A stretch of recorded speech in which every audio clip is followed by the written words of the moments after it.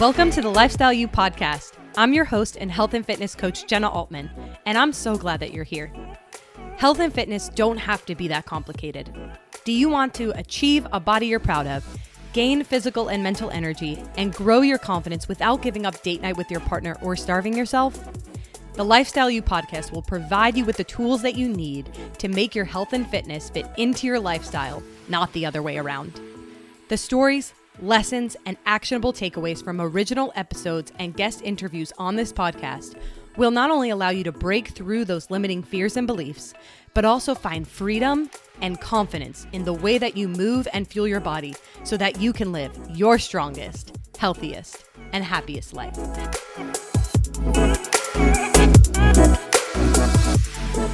What's up, my friends? Today we are chatting about 5 tips to feel better now.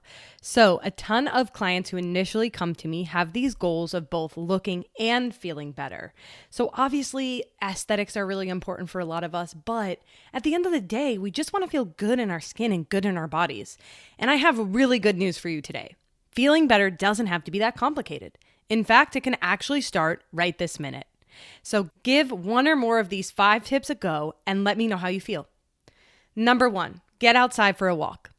Thanks to the low impact and low intensity, walking can be a great exercise for reducing stress in your joints and also your central nervous system. Basically, walking is a form of parasympathetic activity, which means that it calms the body down.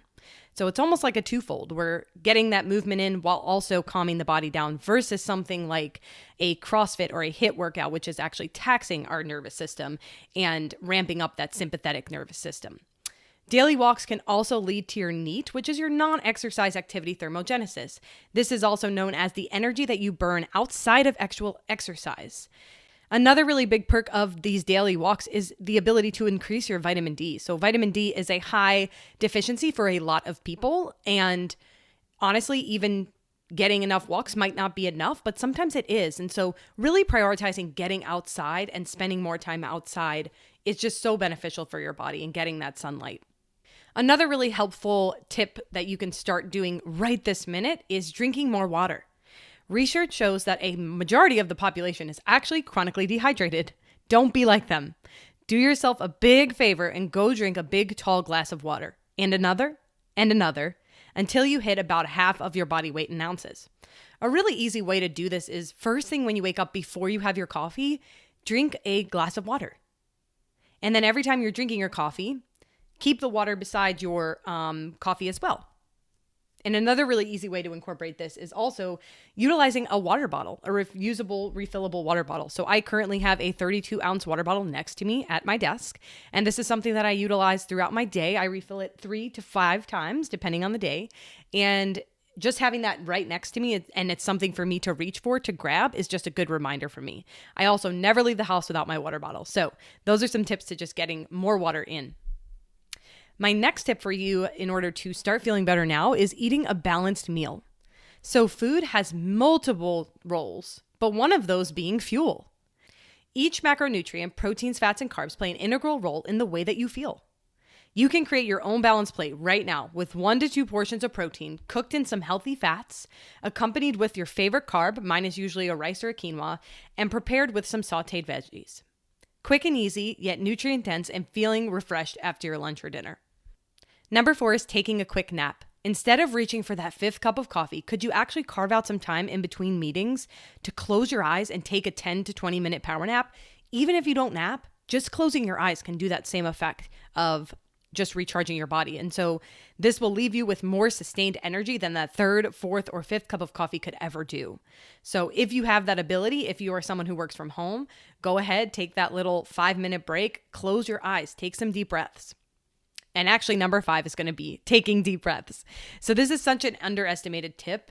And really, it's so simple. We don't even realize how much we go throughout our day without actually taking a deep breath. So we're going to do one all together right now. Inhale and exhale. If you want a more guided sort of approach to this breathing, one of my favorite breathing techniques is this concept of an inhale for 4 seconds And then with an extended exhale for 6 seconds. So really exaggerating that exhale as you breathe out. And this is just a form of breath control work from one of the apps that I use for meditation and breathing exercises, which is called Balance. There are a ton of other apps out there that can help you utilize this, and even setting reminders in your phone to actually take those deep breaths could be really helpful. So this is something you can do right this minute. So put your phone down, take that deep breath. Are we feeling better yet?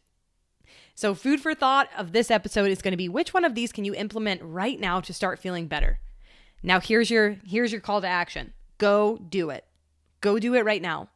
You deserve to feel better, and one of these 5 tips is bound to set you up for success. So get out there, go do it, and feel better right now.